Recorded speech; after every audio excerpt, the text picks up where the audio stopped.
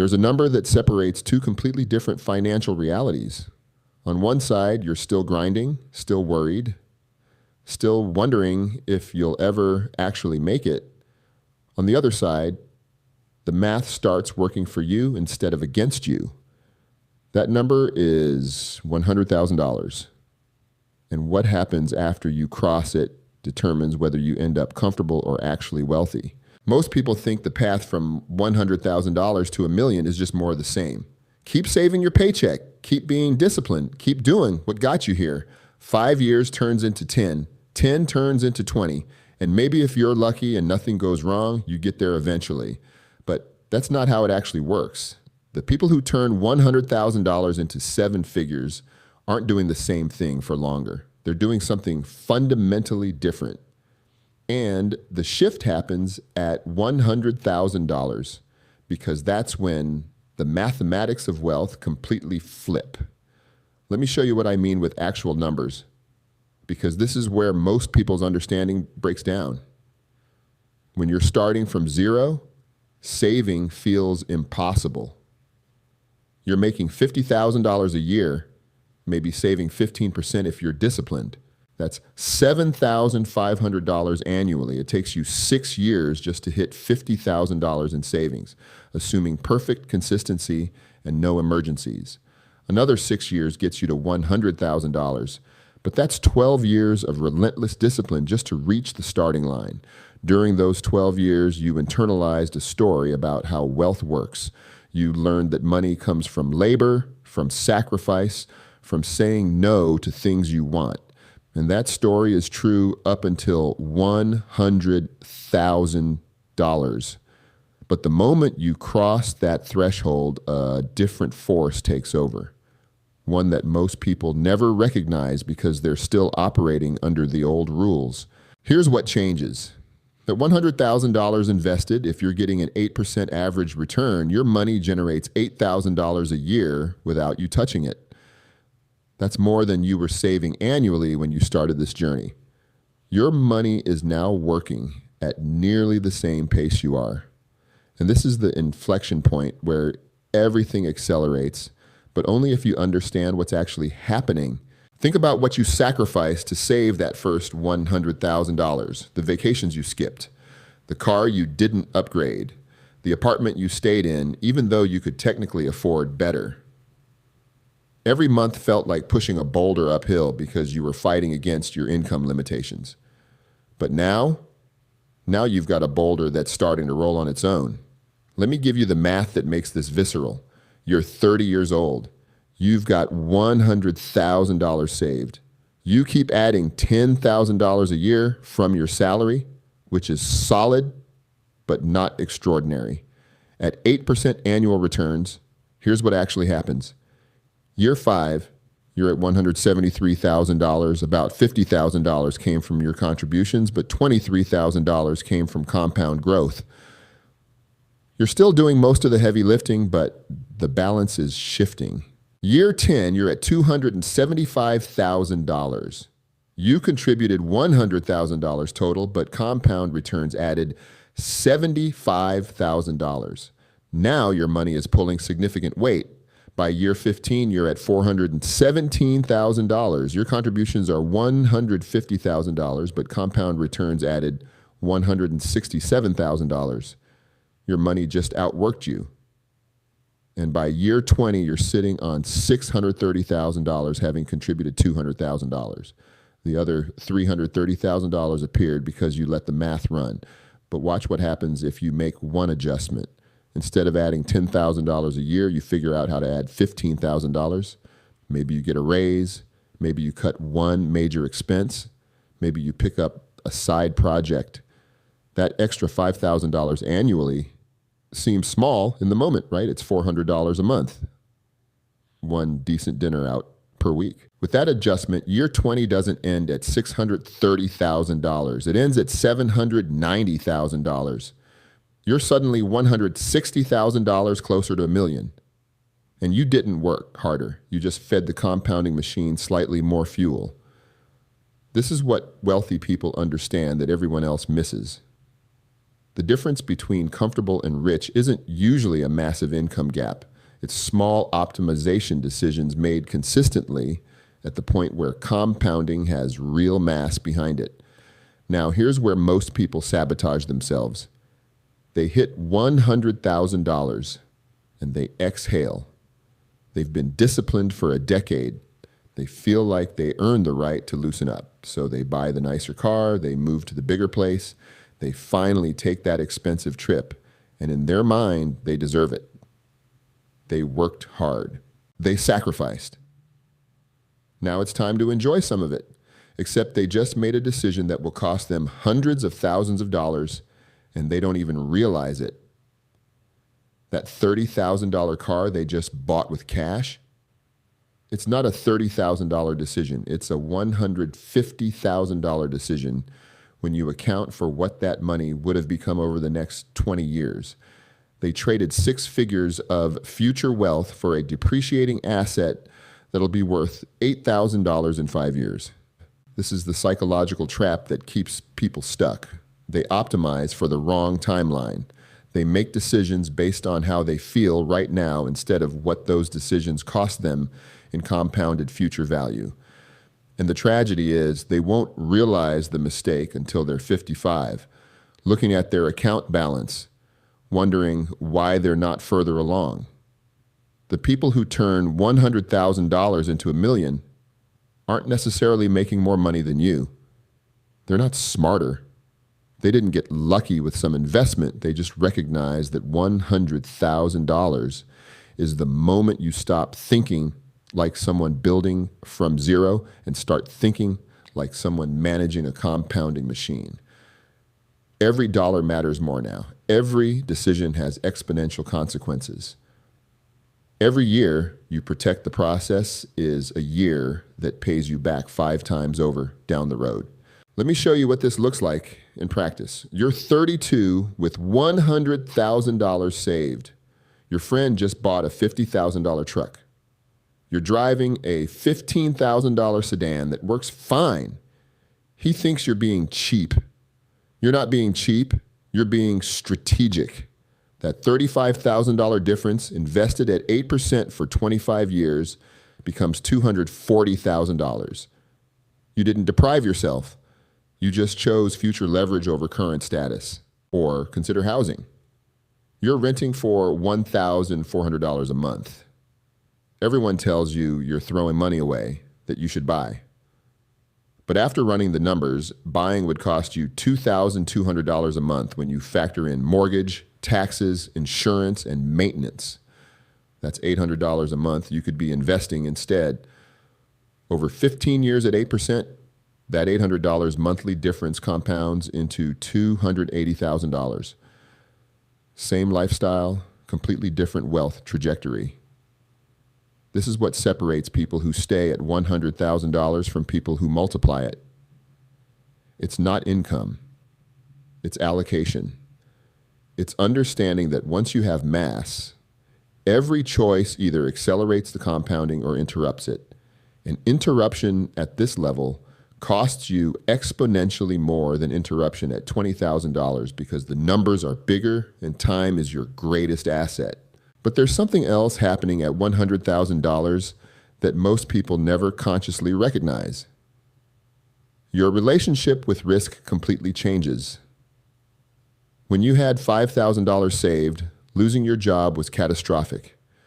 You'd take any offer just to stop the bleeding, but with $100,000, you've got options, not retirement options, but negotiation options. You can take 3 months finding the right opportunity instead of grabbing the first one. You can walk away from a toxic workplace because you're not operating from desperation. And that shift in posture, that subtle confidence that comes from having a foundation, it changes every interaction. People sense it. Employers sense it. Opportunities start appearing that wouldn't have come when you were desperate. You get better offers because you're negotiating from strength, not fear. The $100,000 isn't just money, it's leverage in every aspect of your life. Now let me show you the career decision that destroys most people at this threshold. They finally feel comfortable, so they stop pushing. They've been grinding for years to hit six figures in savings, and once they get there, they exhale, they coast, they stop asking for raises, stop looking for better opportunities, stop investing in skills, and that decision, that unconscious choice to relax, it's what keeps them stuck at $100,000 for the next decade. Meanwhile, someone else hits $100,000 and recognizes it as proof that their system works. So they double down. They negotiate harder because they have the cushion to take risks. They switch jobs for a $15,000 raise because they're not afraid of the transition period. They invest in certifications or skills that'll pay off in 3 years instead of 3 months. And 5 years later, they're sitting on $350,000, while the person who coasted is still at $120,000, wondering what happened. The difference isn't effort, it's momentum. One person saw $100,000 as the finish line. The other saw it as validation that they should keep running. Here's where the psychology gets dangerous. You start comparing yourself to people who look wealthier. Your neighbor buys a boat. Your coworker leases a luxury car. Your college friend posts vacation photos from Greece, and suddenly your disciplined strategy feels inadequate. You've got $100,000 saved, but you're living like you don't because you're protecting the compounding. And that gap between what you have and what you show creates internal pressure.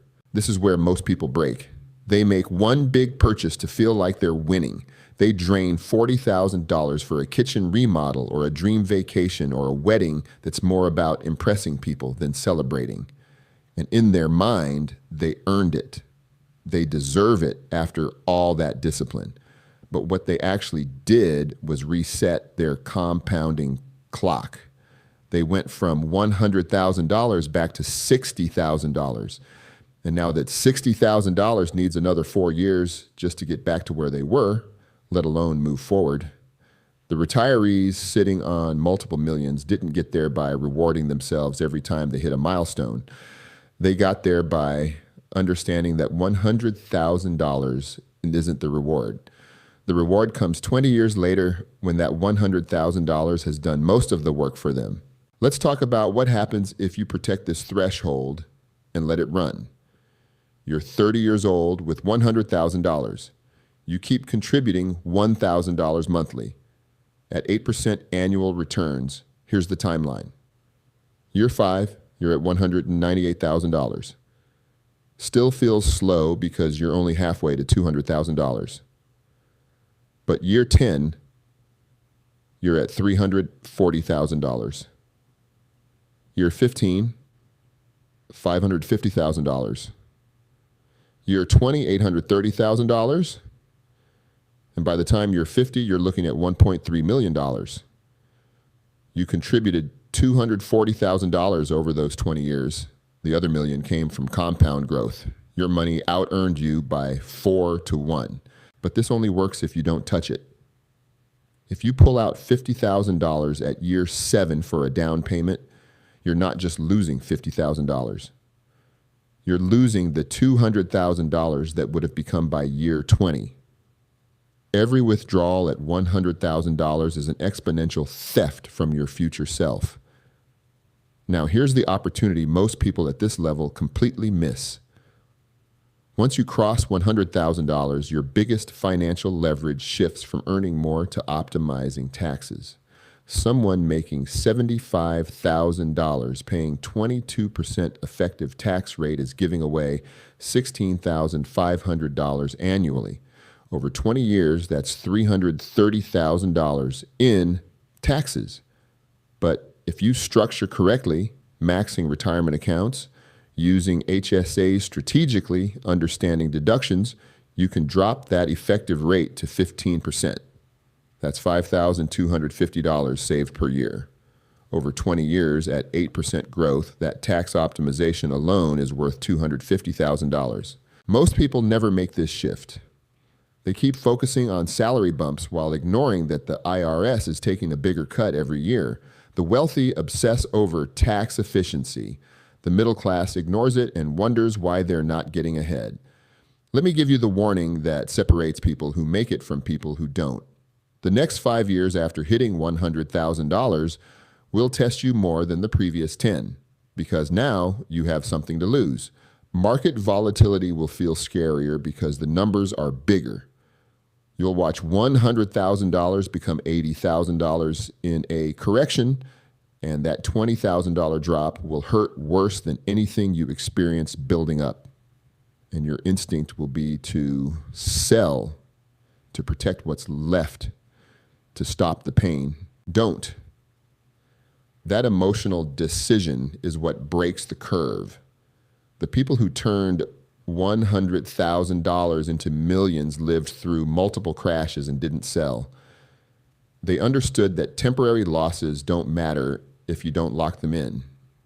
They kept contributing through the downturn, buying more shares when everything was cheap, and those purchases during fear became their highest returning investments. This is the discipline that defines the next decade. Not working harder, not earning more, though that helps, but staying the course when every instinct tells you to panic. Protecting the compounding process even when it feels like it's failing. Trusting that math works over time, even when time feels uncertain. Here's what I need you to understand. You're at an inflection point. The majority of people who hit $100,000 will still be there in 5 years. Some will be back at $60,000 because they couldn't resist lifestyle inflation. A small percentage will be at $250,000 or more. Same starting point, same economy, completely different outcomes. The variable isn't luck. It's whether you recognize that $100,000 is where wealth building stops being about deprivation and starts being about protection. You've built the foundation. Now you just have to guard it long enough for it to multiply itself. No dramatic moves, no risky bets, no trying to accelerate what's already working, just consistent contributions, strategic tax optimization, and the mental fortitude to ignore the noise. 20 years from now, you'll be somewhere. You'll be 50 or 55, looking at your accounts, making retirement calculations, and you'll either be someone who let $100,000 compound into something that changed your life, or someone who had $100,000 once and spent it on things you can't even remember now. That future version of you is depending on the decisions you make today, not next year. Today, because every month you delay protecting this threshold is a month you'll never get back. The math doesn't wait. Compounding doesn't pause. And the distance between financial security and financial stress is often just one decision made right now: to let what you've built keep building. You've spent over a decade getting here. Don't waste the next 20 making decisions your future self will regret. The compounding machine is running. Your only job now is to keep feeding it and stay out of its way. Everything you've sacrificed to reach $100,000 was preparation for this moment. Don't let it be for nothing.